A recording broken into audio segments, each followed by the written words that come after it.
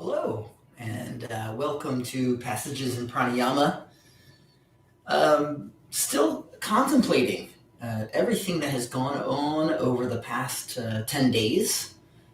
Of course, we saw the um, the normal processes, if we could call them normal, the normal processes of government taking place. And of course, an insurrection that followed along with one of those normal processes. So we saw an insurrection happen, largely kind of egged on by the president. And of course, there's nothing like using, what's happening in the world or in our own lives we need those things to kind of talk about. And what is the source of, uh, you know, why things might happen, right? The practice of yoga over and over again. I've always thought of yoga like this, right? Yoga, right, and meditation, of course, like the primary practice of yoga is, stilling the mind, quieting the mind. And kind of like what happens there is those of you that may have been practicing for some time might experience this as well. That is, we have, it's almost like a superpower, right? This ability to slow time down, right? And when you have an ability to slow time down, then you can uh, potentially, obviously it doesn't happen all the time, but you might have the ability to see how certain words or actions have consequences before the thought has an opportunity to reach your lips. Okay? So, in this slowing of have the ability to affect our future karma, right? Our future actions, and the things that then might follow from, again, those words, those actions that originate in the mind, right? Kind of classic Buddhist thoughts, words, things that are brought up in the past, and it's an important process to follow. It happens. This is of course something that comes up in the practice of yoga as well. So today I want to discuss loyalty, right? And loyalty is one of those things that comes up in various arts, throughout the world. Loyalty is the basis for our like monogamous relationships as well, right? It is, if without that, everything crumbles, right? So we need to have trust and loyalty, right? These two things kind of go hand in hand. But where do we place our trust? Where do we place our loyalties? What is the basis for strong relationships? And how do we know who to be most loyal to? And how do we gain loyalty from others? Not that I believe it's something that we should be actively trying to do, right? I always tell my daughter, right? If you want to have friends, just be friendly. Right? That's a great way to go about it. All right. So today I do want to talk about a few passages from the Quran that I've searched. I'm not very familiar with the Quran, but there are certain passages that are quite specific to loyalty, and something I'm a bit more familiar with, a passage from the Ramayana, or at least a little part of the story from the Ramayana that kind of fits into this category as well. Right? So first, there are some passages from the Quran that deal directly with loyalty, how one might be able to, obviously this is from a very religious perspective, but how one might understand why they might become loyal to, in this case, Allah, or God. It's important to note that Islam, right? Islam means, right, peace. I do believe, or love. And I apologize, I forget, but it's a very important thing to note. Right? Very important thing to note. Okay, so this is from the Surat an Nisa, the 89th passage, I would imagine. And I will also be talking about the 173rd passage in a moment. It's the 89th passage. They would like you to disbelieve as they disbelieve, so that you will all be the same. Do not take any of them as friends until they have migrated in the way of Allah. Okay. So let's first get down to, we see the word, Allah, right? And for some of you out there, maybe less familiar with, what, as I've stated in the past, I'm not even a religious person. I am largely for this times, religions have a great place for many people. They also have the ability to corrupt. So we must first define what Allah represents, what Jesus represents, what God represents, right? What Krishna represents. Right? Because if you don't, if the definition, even though these things ultimately cannot be defined, but the very basic kind of lower reality definition doesn't clearly match what we're going to be loyal to, then our loyalty itself becomes corrupted. All right, so, right, Allah, right, God, Jesus, again, Krishna, Buddha, what do these things stand for? All right, so they should stand for things like, right, honesty, right, patience, right? It's like Rama, right? There's a reading from the Ramayana in a few minutes, right? Rama essentially stands for calmness, peace, and patience, right? This is a perfect representative that we should be loyal to, right? Not some megalomaniac, egomaniac president, okay?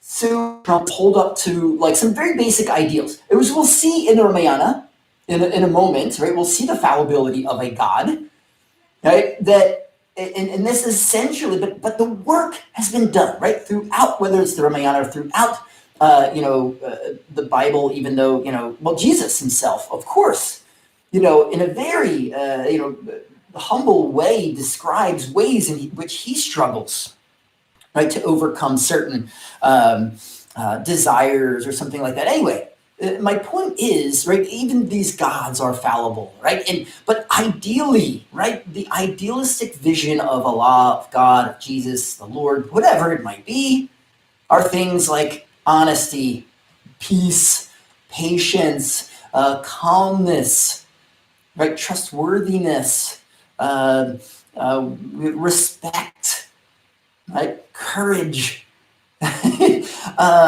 endurance, right, forbearance. Right? In yoga, we have the yamas and niyamas, right, non-harming, right, non-harming, truthfulness, right, honesty. We have non-stealing, right, non-taking away, non-envy, right, brahmacharya, or the practice of celibacy, or being respectful of others. Right? And we have the niyama as well, right? So we have things like, cleanliness, mind and body, right? The practice of contentment, right? These are all practices. That's the thing. They're all practices. And that's one thing that we have to realize. And I think when we think of like a God, and it's what I, kind of like the Jesus, right, as an avatar of God. Jesus, right, the Son of God, if you will.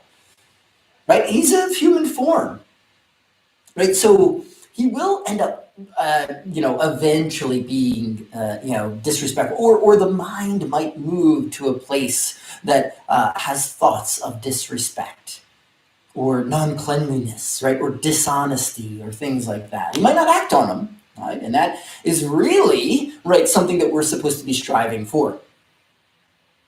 Right? So each one of these are practices. Right? And if we can create the time in our yoga practice through meditation, if we can create the time, that space between the thought, right, and the words, then we've done great work. Right? So the time between, well, I could tell this little lie and get myself out of trouble, or I can say honesty is this to true freedom. Let me just be honest in this moment.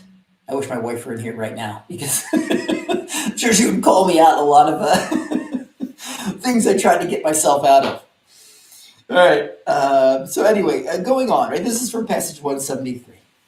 As for those who believe and do right actions, as I just mentioned, he or she will pay them their wages in full. Like he or she, meaning Allah, will pay them their wages in full and will give them increase in his or her favor. All right, so it's as if we're like receiving something. Now, what is that thing that we receive, right? And this, if we go look at Yoga Sutra, again from the yamas and the niyamas, we have ashdeya, right? To not steal. That passage, it's like in the 230s, 238, something like that. It says, for those who do not steal, jewels shower down. I love that. Right? So there's no jewels. You're not going to be receiving any literal wealth, but the figurative wealth one receives from not having a desire to steal, to take. Right? That is the wealth. That's the benefit, right, of not having those intentions to take. So anyway, that's like his or her favor. And those wages being paid in full. As for those who show disdain and grow arrogant, he or she will punish them with a painful punishment. They will not find any protector or helper for themselves besides Allah. Right? So that is not my intention, right? The fact that Allah represents like this God. I hope you can kind of better understand the angle from which I'm coming from, right? Because this is not religious, all right? Whether it is the Torah, the Quran, the Bible, or the Bhagavad Gita, right? They should not be tools to be loyal to a figure as much as an ideal, right? The ideals that figure represents. Okay. So and now there's this great passage. This is from the Surat at-Tawbah, passage 96, and this is the misinterpretation of loyalty. This is kind of useful here. Hopefully, it's very useful.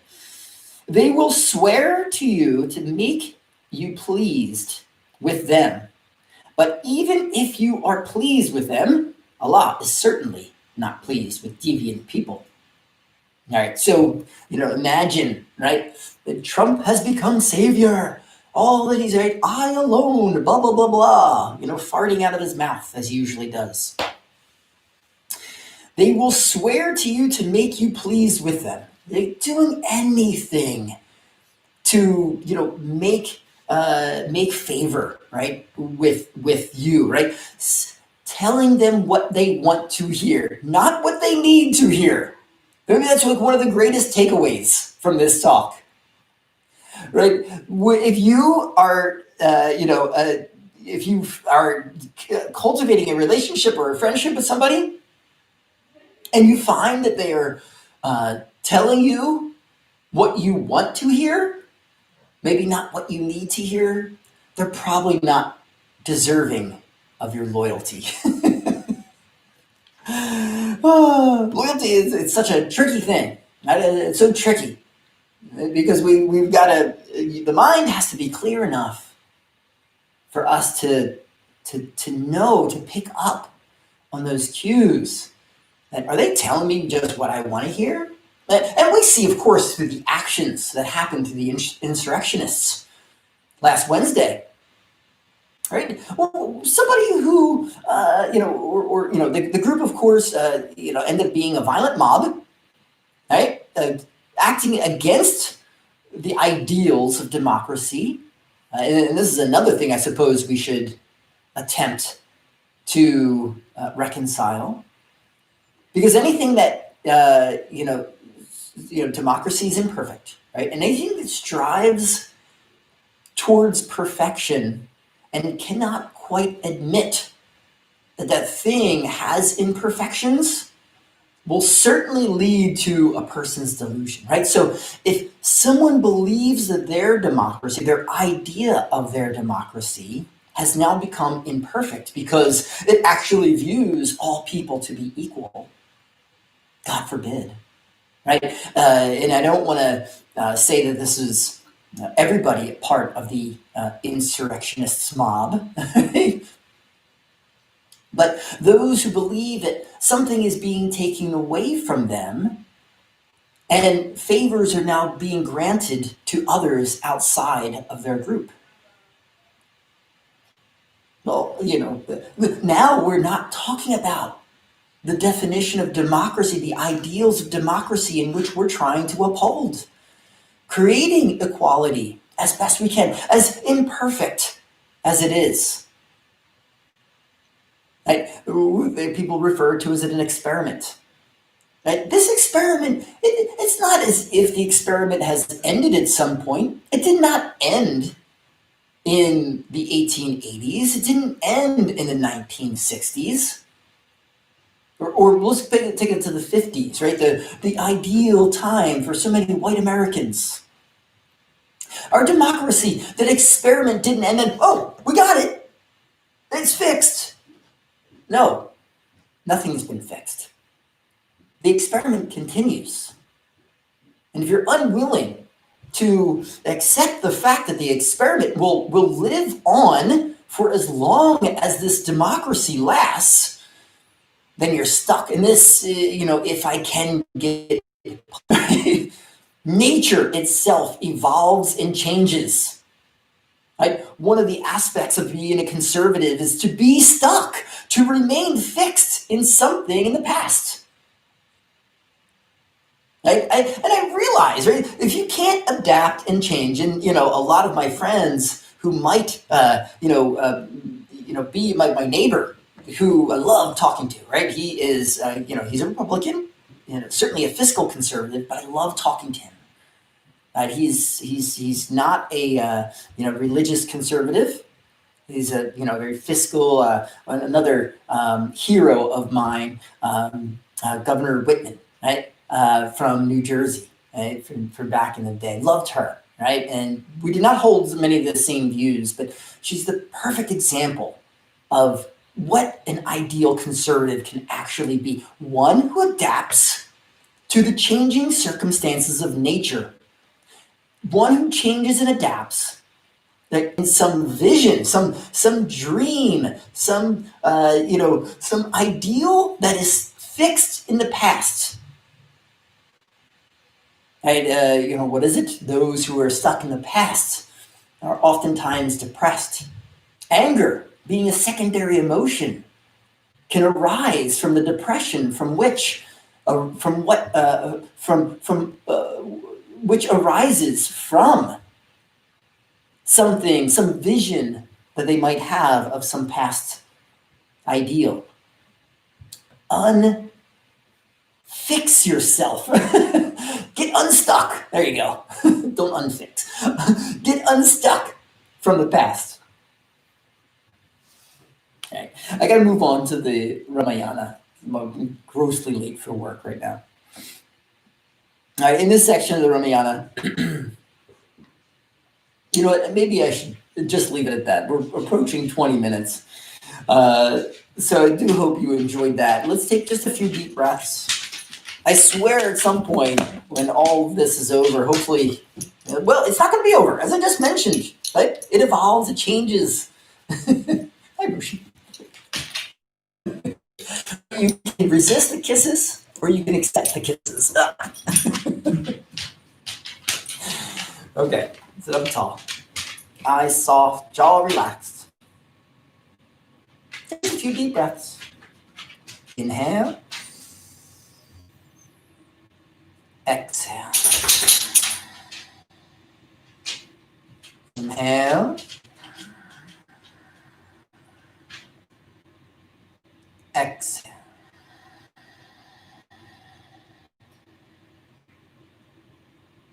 Inhale, exhale.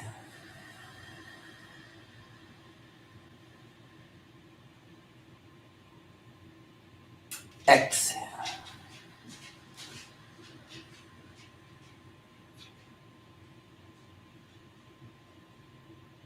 Inhale.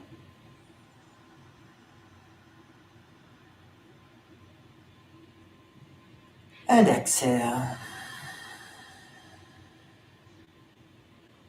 Just take a few moments, quiet reflection.